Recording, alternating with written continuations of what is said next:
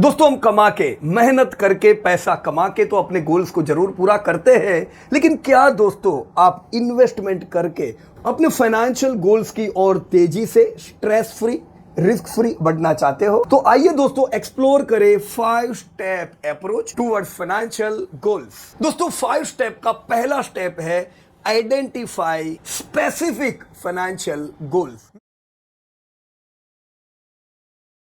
मैं सबसे पहले आइडेंटिफाई करूं मेरे गोल्स स्पेसिफिकली क्या है। दोस्तों ये जरूरी है कि जो मैं मंथ और मंथ ईयर ऑन ईयर जो मेरा इन्वेस्टमेंट करता जा रहा हूं उसे मैं मेरे स्पेसिफिक गोल्स के साथ चेकआउट करूं, और जैसे जैसे मेरे गोल पूरे भी होते जाए मैं उसे ईयर मार्क करता जाऊं, ताकि मुझे यह भी पता रहे कि कितने गोल मेरे पूरे हुए पास्ट इन्वेस्टमेंट से और आगे और कितने गोल मुझे अचीव करने हैं। दोस्तों यहां पे यह भी क्रूशियल है कि मैं मेरे गोल्स को प्रायोरिटाइज करूं। दोस्तों मेरी पहली प्रायोरिटी क्या है, मेरी दूसरी प्रायोरिटी क्या है, जिसे दोस्तों हम प्रायोरिटी देंगे उसे हम पूरे करने की पूरी कोशिश करेंगे। जिसकी प्रायोरिटी नहीं होती है हो सकता है वो साइडवेज भी हो जाए।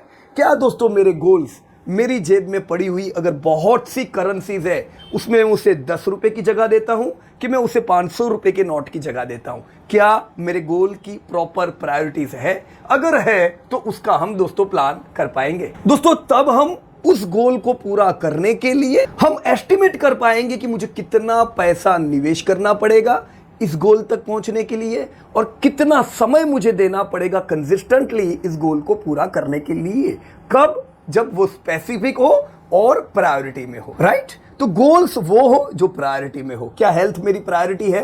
अगर है तो मैं उसकी ओर ध्यान दूंगा। सो क्रिएट योर स्पेसिफिक गोल्स। दोस्तों स्टेप 2, अपने गोल्स को क्लासिफाई करें short term, mid term and long term goals में।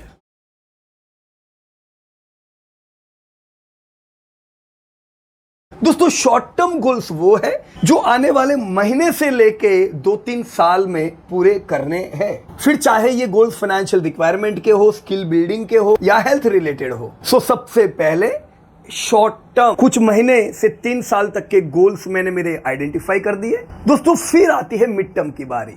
मेरे वो गोल्स जो मैं 3 साल से 10 साल में पूरे करना चाहता हूं, जैसे मुझे गाड़ी खरीदनी है, मुझे घर खरीदना है, मुझे हेल्थ को इस लेवल पे पहुंचाना है, मुझे मेरी एसेट्स को उस प्रकार से बढ़ाना है कि मैं मेहनत करके जितना कमा रहा हूं उतना मुझे एसेट से मिलता जाए। This all are also medium term goal. या मुझे जो मिसिंग सेगमेंट लग रहा है कि मेरे गोल को पूरा करने के लिए मुझे ये स्किल बिल्ड करनी है, तो यही मिड टर्म में मैं मेरी स्किल बिल्ड भी करूं। मैं और क्या क्या चीजें सीखना चाहता हूं जो मेरी हेल्थ को या मेरे फाइनेंस को दोस्तों बिल्ड करे। दोस्तों लॉन्ग टर्म गोल वो हो सकते हैं जो 10+ इयर्स वाले हैं। मुझे लाइफ का ये गोल अचीव करना है, मुझे रिटायरमेंट का प्रॉपर प्लान करना है कि 10 इयर्स फ्रॉम नाउ अगर मैं रिटायर हो जाऊं मैं प्रॉपर शांति से बैठे बैठे इनकम ले पाऊं, या XYZ जो आपके गोल हो।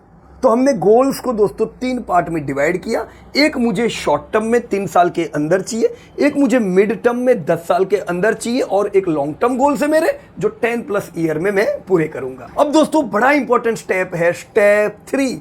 इन गोल्स को पूरा करने के लिए डिसाइड अपॉन एसेट एलोकेशन।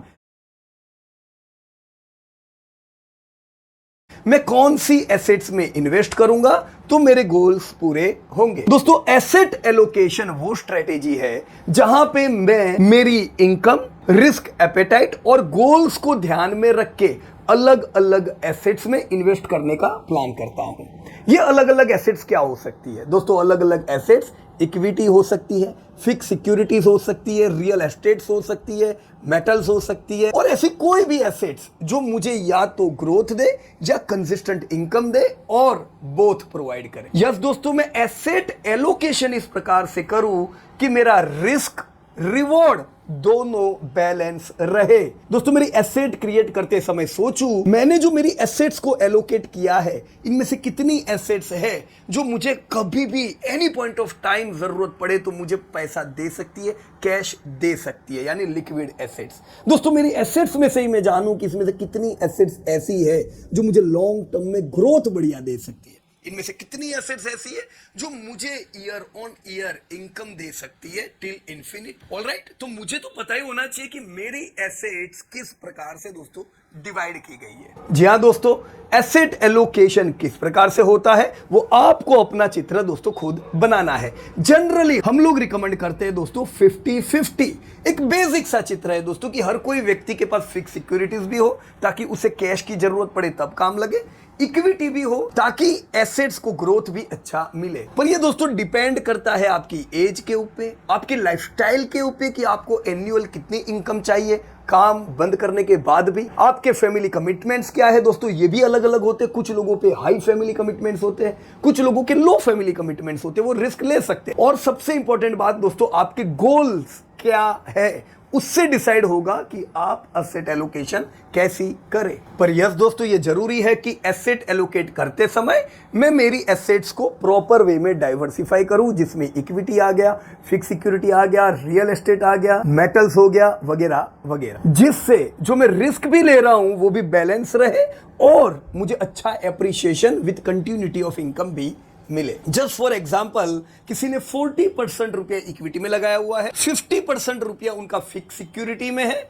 और 10% रुपया गोल्ड में है। तो हम ये कह सकते हैं दोस्तों कि जो 50% रुपया फिक्स सिक्योरिटी में है दोस्तों वो बढ़ने वाला नहीं है, वो इन्फ्लेशन के साथ चलेगा। पर ये दोस्तों लिक्विड होता है, ज्यादातर फिक्स सिक्योरिटीज लिक्विड होती है, सब नहीं, पर ज्यादातर होती है जिसे मुझे जरूर पड़े तब मैं विड्रॉ कर सकूं। दोस्तों मेटल्स हुआ जो इन्फ्लेशन से ज्यादा एप्रिसिएशन देते हैं, और इस पोर्टफोलियो में मैं इक्विटी भी देख रहा हूं जो उनको बढ़िया ग्रोथ देंगे over the period of time, साथ में दोस्तों एक कंसिस्टेंट इनकम भी देंगे। Right friends, so you should create your own asset allocation फंडा एज पर योर रिक्वायरमेंट। दोस्तों स्टेप 4, जो एसेट सिलेक्ट किए उसमें भी राइट इन्वेस्टमेंट सिलेक्ट करें और प्रॉपर डाइवर्सिफिकेशन रखें। दोस्तों इसका मतलब क्या?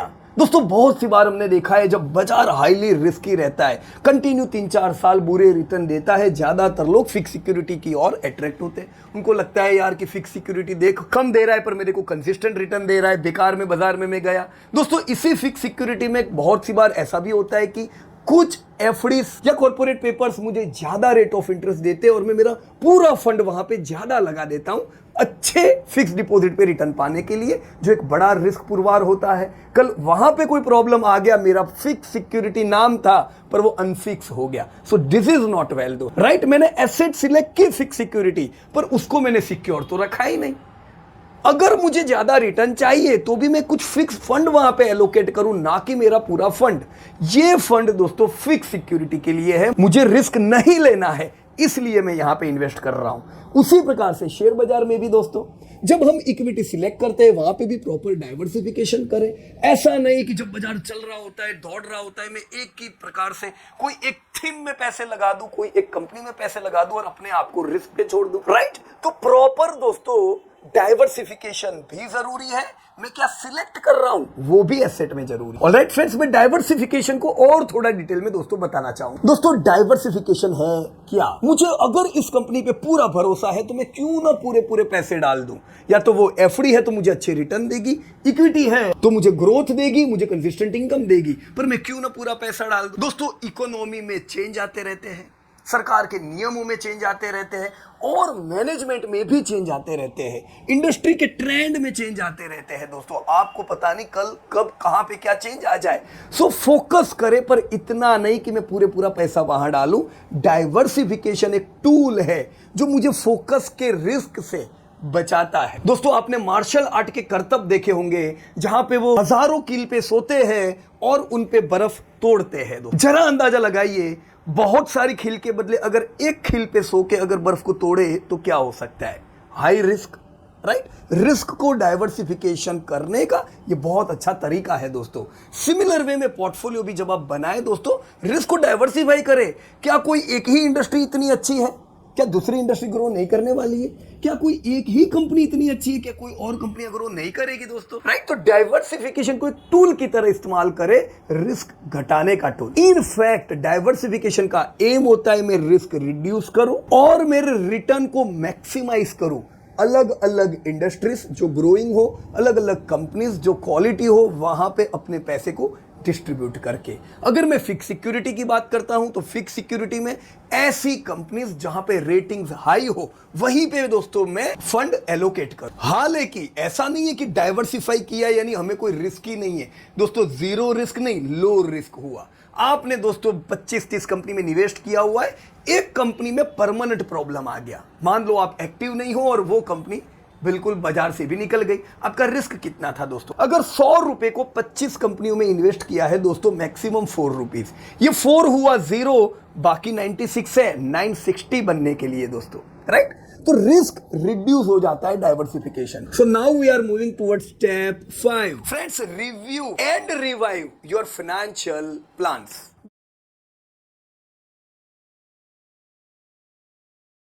दोस्तों, ट्रैक पर रहने के लिए कौन से ट्रैक पर? अपने गोल की ओर आप बढ़ रहे हो कि नहीं, उस ट्रैक पे रहने के लिए रेगुलरली रिव्यू करो, जिससे आप जान पाओ कि आपका ये जो ट्रैक है ये गोल की ओर है कि कहीं और जा रहा है, राइट? आपने जो इन्वेस्ट किए हुए हैं stocks, mutual fund, fix securities, उसे रिव्यू कीजिए। कुछ प्रोडक्ट आप ऐसी भी जानोगे जो टेलर मेड होती है पर फिर भी वो आपको काम नहीं लगती है, वो कब जान पाएंगे? जब आप उसे रिव्यू करते हो। दोस्तों, ऐसे इन्वेस्टमेंट ऑप्शन से भी बचे जिसे कहा जाता है टेलर मेड, पर वो हमसे ज्यादा कुछ कंपनीज के लिए टेलर मेड हो। दोस्तों, अपने लिए प्लान कीजिए, सूझबूझ के साथ कीजिए, शांति से कीजिए। ये जो 5 स्टेप्स है इसके लिए बहुत जल्दबाजी करने की जरूर नहीं है, क्योंकि हम 50 ईयर प्लान कर रहे हैं। शांति से कीजिए, बिल्कुल निराश होकर अपने प्लान बनाइए। आई होप दोस्तों आज जो 5 स्टेप्स की हमने बात की ये जरूर दोस्तों पोर्टफोलियो को ऑप्टिमाइज करने में दोस्तों काम लगेगी। Thank you very much.